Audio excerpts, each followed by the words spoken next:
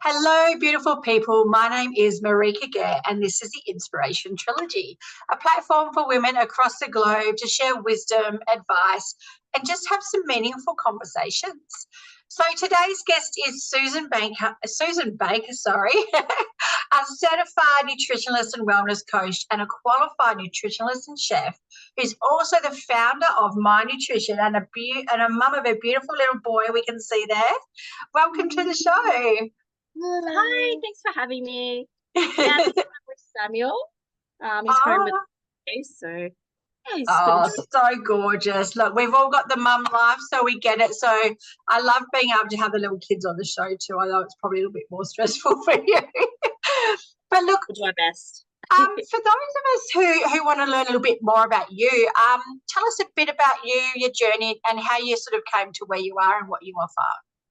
Yeah, I was a chef for many years, like around 10, but it wasn't very fulfilling, and I saw a lot of terrible food being served, and that really drove a passion to understand more about nutrition and what the ideal kind of foods for the human being is. So from there, I did the degree, and I absolutely loved that. And then after that, started my nutrition, and I've been doing that for several years now. So yeah, I help people. It's mainly weight loss that I help people with, although I have worked with people to sort out their IBS symptoms, or go low FODMAPs, or can help them sort out other issues like that, or some vitamin deficiencies. But it's mainly around weight loss that you find people are reaching out.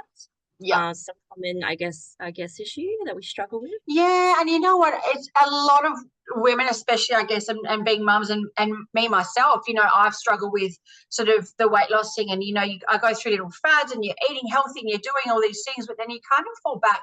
And I find being so busy as a mum, and I've got a young one as well, you're always running around this, that, and the other. You don't have time to do the calorie counting and the this and the that. Absolutely. To be able to have... Yeah, so we have someone sort of do that for you and help a little bit. I mean, there are other things out there like, I guess, they do the home delivery boxes like HelloFresh and things like that, but they're not calorie counted, they're not personalised for you, and they're not for specific, I guess, issues or results that you're looking for, like losing weight or for your, IBS and things like that. So, tell us a little bit more about your programs and how you help people assist them with that. Yeah, so we don't, unless it's necessary, we don't cut out any food groups. All the programs are based on the Mediterranean diet. So really increasing the amount of fish, particularly, that people are eating, because and less on the red meats and a little bit less on the chicken. And then also increasing whole grains and fats, healthy fats, and trying to focus on those things and less on the processed foods. And that's a big thing too, right? Because there's so many different things in the processed foods, the additives, and there's a lot of people that might have underlying like allergies or issues with these sorts of things, but they may not always be aware. And it's something that I've come to realise as well, getting older, and with my son and his reaction to certain things. So I think it's great to be able to go back to that natural diet without all those processed things. And to show people that they are capable of cooking, that cooking is easy, and it can fit into a busy lifestyle. Most people who follow our plans are incredibly busy people, but you just set aside a bit of time on a weekend or on a Wednesday evening, and you can smash out a few meals. And we do the bulk cooking method, where we use freezing and then reheating to really manage our time. So you're only cooking once, but you're eating 5 or 6 times, and that's sort of the secret to having it fit into a busy life. It doesn't have to take up all of this time and energy. Because it's the cooking every day that really stresses me out. Absolutely. And that making things like soups or stews or curries, like, it's not difficult, and it doesn't have to involve a whole bunch of sugar to taste good, or salt. So sort of, I guess it's empowering people again. And you feel the benefits are just so amazing. Like you take a little bit of time to put the things in place and do the bulk cooking and that sort of thing. But the extra time it gives you during the week, not having to cook, and the extra, like, you feel better sleeping, you feel you greater energy levels if you have any ailments or anything, it's just with that. So it's wonderful what it can do for you and the difference it can make in your mental health and your well-being as well. Absolutely. Yeah. Yeah. And you can still have yummy meals. I love that you really focus on the Mediterranean diet and try and bring more fish in, because a lot, in society, in the shops particularly, while we do have the fish section, they really push out the chicken and the red meat. And it's Absolutely. a lot of us kind of, that's just our core, that's just what we use as our base meals. We're all quite focused on protein, I've noticed. The last sort of 2 years, it's a huge focus. Everyone's trying to hit their protein goals. But if weight loss is what you're after, it's not necessarily the only thing to be thinking about and focused on. And you know, sometimes, especially like people who are trying to put on muscles and things, you can end up doing a bit more harm than good when you're having a lot of protein throughout the day, especially through protein powders, and puts a lot of pressure on the gut. So everything we do, we're considering it from all angles. And it's not just about the short-term gains. I mean, you will get them, but we're not just focused on, okay, we want you to look a certain way in 6 or 8 weeks. It's teaching you these habits that are going to make you feel better in the long run for years and years to come. And that's always lifestyle changes. It's a lifestyle change, exactly. Yeah. And I think it's really important where you mention the people, a lot of younger people, younger generation, they're really, like you said, they're really focused on the protein, and they're having protein shakes. I know my niece and nephews, they're all really big on that, but you don't necessarily understand, well, not everyone, some people might do a lot of research. You so cute, I could see. But you might not always understand the damage that you can be doing, because it's promoted as being healthy, right? It's not to say that, like, you shouldn't at all. I'm not like, I work with heaps of clients who do take a protein powder. There's just a way to do it, and a way to perhaps not to, and a way to limit the damage, if that makes any sense, or to kind of absorb it in a better way, and make the most of that protein powder in that 24-hour period, rather than sort of overdoing it. Yeah. Look, I'll just tell listeners, I've had a look on your website, and we'll put some links and we'll chat about that a bit more later. But you have a variety of different programs. So you've got one-on-one coaching, you've got 6-week meal plans, you've got a personalised nutrition pack, which I really like the sound of. So that's for people who might have, IBS or some sort of symptoms. So you work with them in the program to adapt their diet a bit more and help with their symptoms. So do you want to tell us a bit more about that? Because I think that's a wonderful offering that you have there. The personalised one?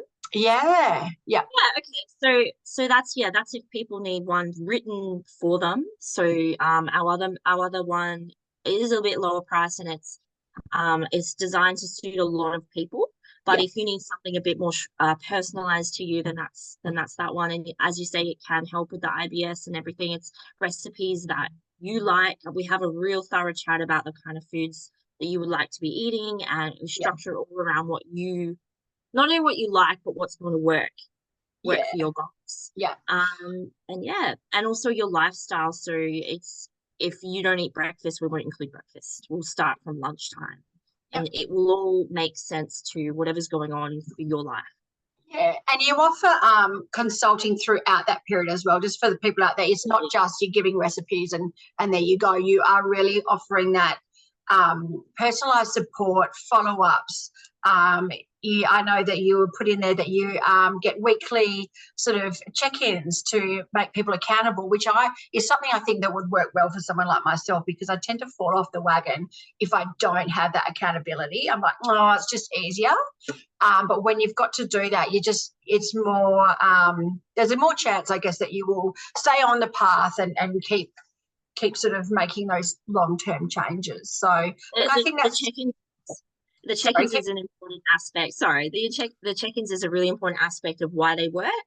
If someone's not communicating in the first 2 weeks, chances are, it's not working for them. So I really do try to get that communication going, and we're talking more than once a week, through text, through email, and I'm available on the phone as well. Some people really need that, and that's 100%. That's how we get you across that line and keep you committed. Yeah.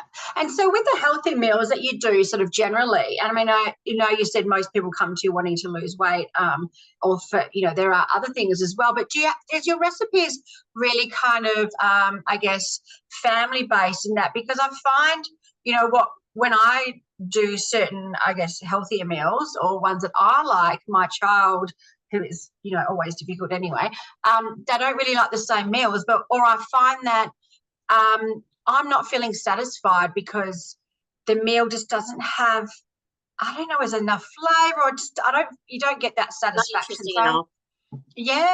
yeah. So No, what could I see what you're saying. Yeah. yeah.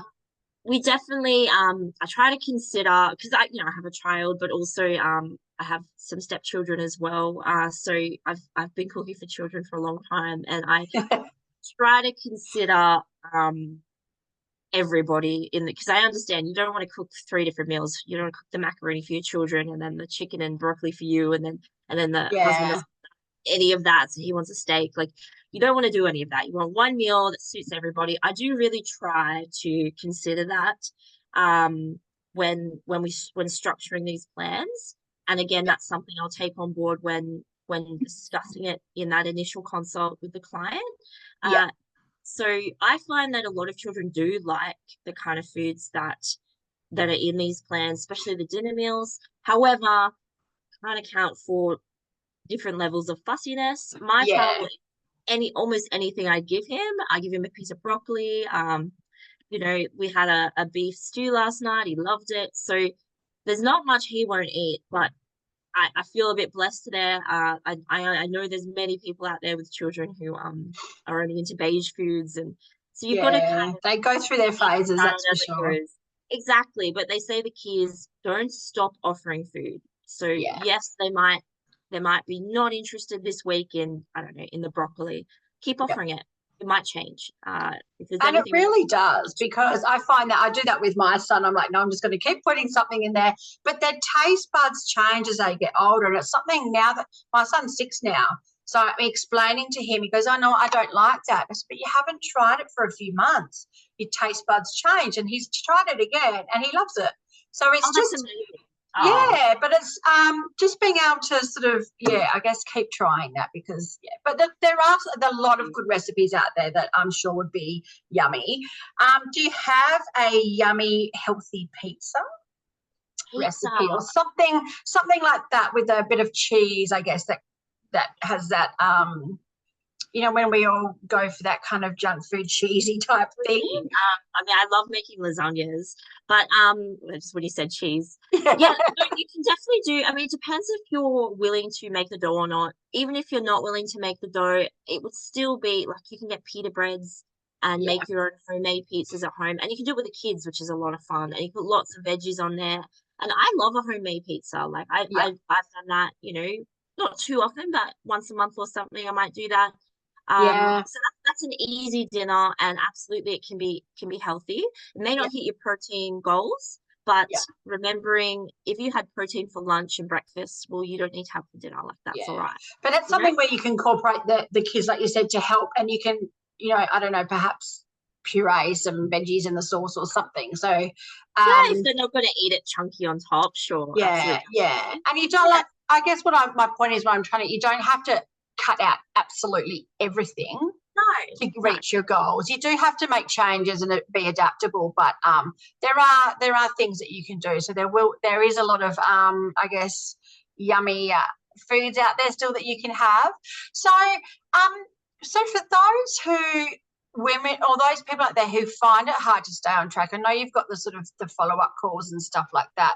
How do you find people are by the end of the program, and once they've completed like the 6 weeks or something, do you find that they have changed a lot personally and in their view of, I guess, and their energy levels and that kind of stuff? So absolutely, energy levels you'll notice within about 2 weeks by sticking to it. You're sleeping better, you wake up and you're more alert. People who are very reliant on coffee, by the end of the 6 weeks may find that just don't really need that coffee as much. Still like it, but it's not like a need, you know. Yeah. I guess a lot of us do need it. I always have my morning coffee, or I'm just Same. I love coffee, but it's absolutely looking at why our energies are so sluggish yeah, and where's that energy going, and if it's not going to digesting all of this food, because it is smaller portions. That's a big secret yeah, to loss, is eat variety but smaller portions. yeah, And so you're not digesting as much, and that's a bit more energy you have for the rest of your system. So yeah, so no, definitely they notice a difference by the time you get to 6 weeks. And not only that, the sense of accomplishment that you get from completing something, from promising yourself that you're going to do something. And that's why 6 weeks is a good amount of time, because it's very doable. yeah, You can do yeah, 6 weeks. It doesn't feel like an overwhelming amount of time, but it's long enough to see results. And so I really like 6 weeks as as an amount of time to commit to a change. And once you've done it for 6 weeks, you find you could do it for a year. Like, yeah, yeah. Oh, look, that's really, really good. So, and what about for people, older women, I guess, who might have difficulties or greater challenges that come up with hormonal changes and things like that? Do you have a sort of, I guess, a group of, I guess, a form of nutritional or group of recipes that help with that kind of change within the body as well? Because are we talking, because the are we talking hormones, menopause or yeah. just, So I'm finding with myself and a lot of others I've spoken to, you're just more sensitive to things. You gain weight easily, all that kind of stuff. So yeah, everything's changing and the estrogen's dropping in the system.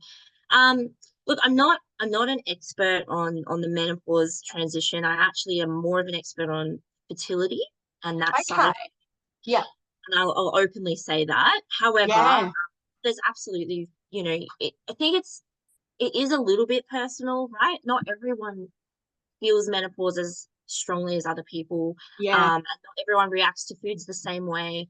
But they do say that there are some things you should avoid a bit more, like I suppose the things that put on more weight, like your higher calorie foods like gluten and the sugars, and just focusing more on fresh whole foods.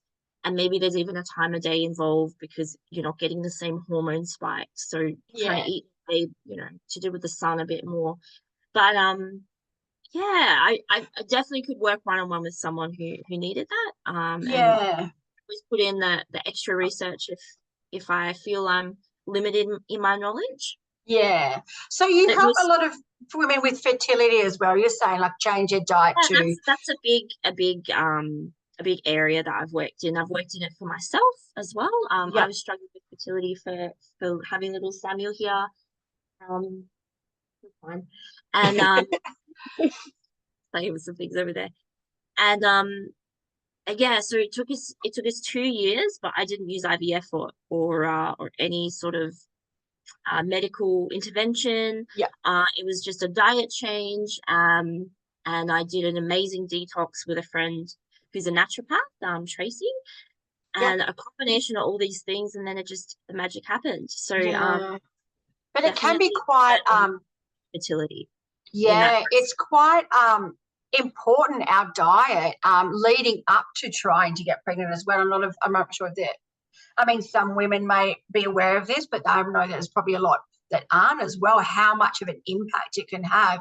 And it's just as simple as changing your diet and changing a few different things to be able to bring those, I guess, the possibilities a little bit, make them a little bit higher for you, and make your body, I guess, ready to carry that new life. So Absolutely, and something that, because Tracy is also an expert in fertility, so we work together a bit, and I've learned a lot from her.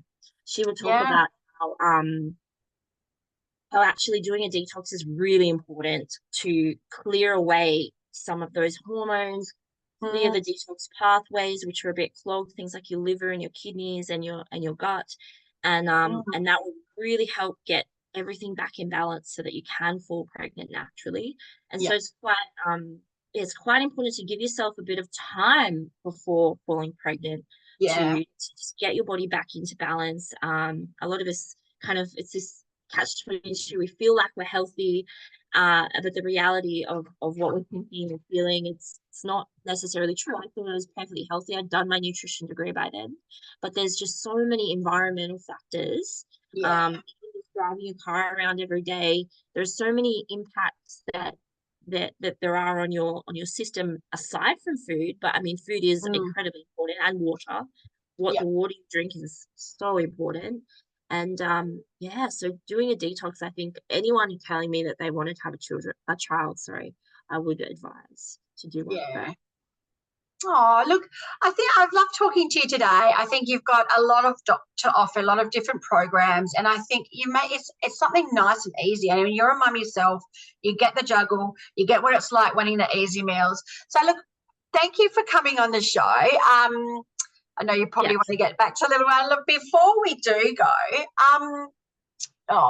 what's your what's your sort of go-to easy meal when you've had a long, exhausting day and it's just nice and easy and whip it out? Do you have a favourite meal that you tend to go for? Yeah, there's a couple. I don't mind the old tuna and rice. Literally just put rice in the rice cooker, crack open some tuna, add in some frozen veg and a little bit of soy sauce. I think that's really easy and everyone likes it. Yeah. Yeah, or a chicken wrap. That's really easy too. Yeah. Oh, I love that. They're both really yummy. Exactly. Yeah. So look, for the listeners out there who want to reach out to you, try one of your programs or have a bit of a chat, what's the best way to contact you? Is it through your website? Yeah, website's a really easy way. Yeah, and just sending me an email. All my numbers on there as well. Yep. And we'll put all the info and links in the bio below for everyone out there listening. Hello, little one. Oh, he's been so good and patient. I love this squid that I got him. Like, oh, that's so cute. little dinosaur. Look, thank you for coming on today and sharing your wisdom and your time with us. I think you've got a lot to offer. And yeah, anyone out there who's listening who wants to learn a little bit more, make sure that you reach out to Susie and have a look at her website. So once again, thank you for coming on the show. Thanks for having me. Okay, no worries. And thanks to all the listeners out there. We will be up again with more episodes soon. Bye.